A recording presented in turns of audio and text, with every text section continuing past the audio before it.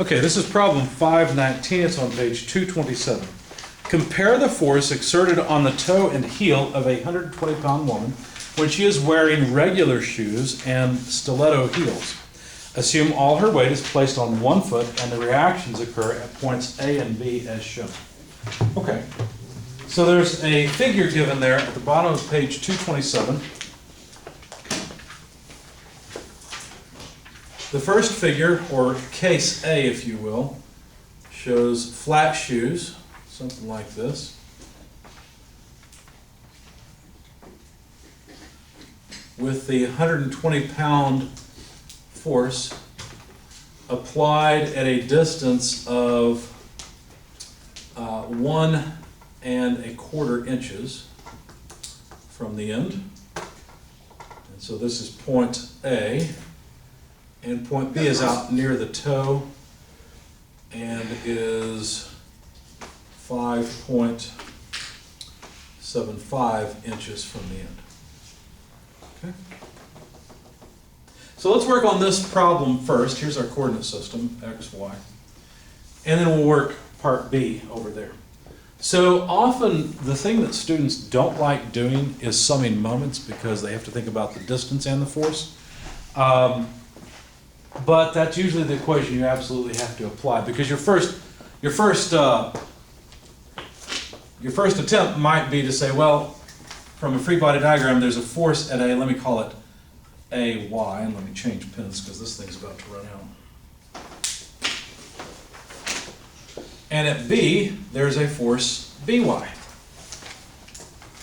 And so obviously, if I sum forces in the Y direction, I get AY plus BY equals, well, minus 120 pounds equals 0, and so AY plus BY must be equal to 120 pounds.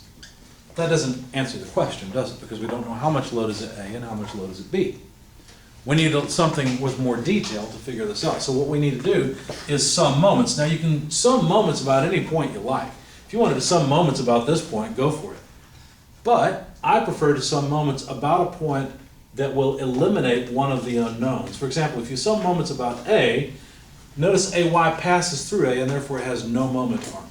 So then we'll have a moment arm of 1¼ inches of the 120-pound load and a moment arm of 1/4 plus 5¾ so that's what, 7 inches, right, up to BY. So that's what I chose to do, was sum moments about point A, taking counterclockwise as positive.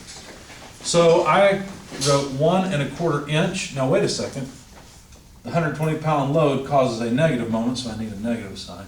1¼ inch times 120 pounds,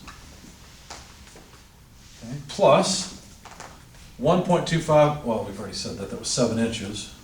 And it's a positive moment because BY is twisting counterclockwise about A times BY. But this has to come out to 0, doesn't it?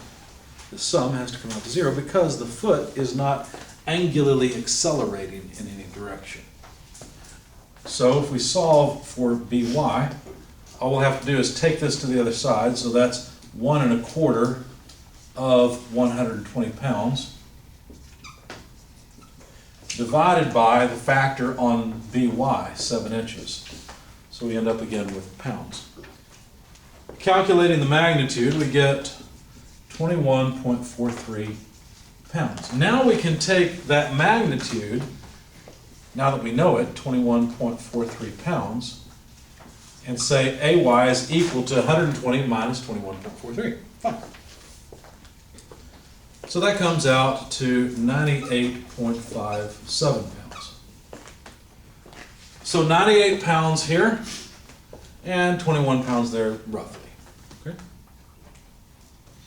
Now what about case B? Well, case B, you're going to laugh at my high heel drawing. It's not very good.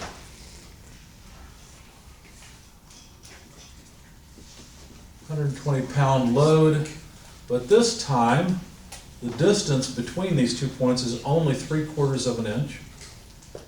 And let's see, so this is point A, this is point B.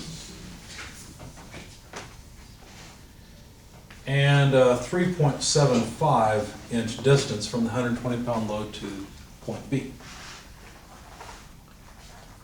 how do you think we'll approach this? Same way as last time, right? Same problem with different moment arms. So summing moments about point A, since that's the one that'll really help us, gives us negative 0.75 inches multiplied by 120 pounds plus, well, we need 3/4 of an inch plus 3 3/4, that's 4.5 inches multiplied by by. Obviously the free body diagram is going to be very similar, but just with different dimensions, distances. And so from this, we'll calculate the magnitude of by. And so let's see, it's 120 multiplied by 0.75 divided by 4.5. Plug all that in, and it's 20. But what are the units? I dropped them. Well, these are inches, and these are inches, and these are pounds, so it's just pounds, because the inches, at least the unit of inches, cancel. And of course, summing forces in the y direction would tell us that the reaction at A is the remaining 100 pounds. Okay? So notice that the flat shoe actually puts more weight on the toe than the stiletto. It's kind of interesting, kind of opposite. You probably thought this problem would be set up to say, don't wear these because they're bad for your back. Right? Wear them if you want. I don't know, it's your back, not mine. I don't care. Take your pick. But I think the more interesting fact is look at what happens to the foot. You got to think about how the foot is behaving as well. There's a foot inside both of these. And essentially there's force from the shoe generally in a twisting direction like this, whereas here the force, I don't know how to explain it. The foot is up and it's more, the force ends up having a component along the axis of the foot, which is not really the way your foot is supposed to support load, unless you're a ballerina or, what are the male ballerinas called? I don't know. There's a name for them. Ballet dancer, whatever, okay? Right? They're the ones that learn how to, they probably have special exercises for their feet. I know they practice balancing on their toes.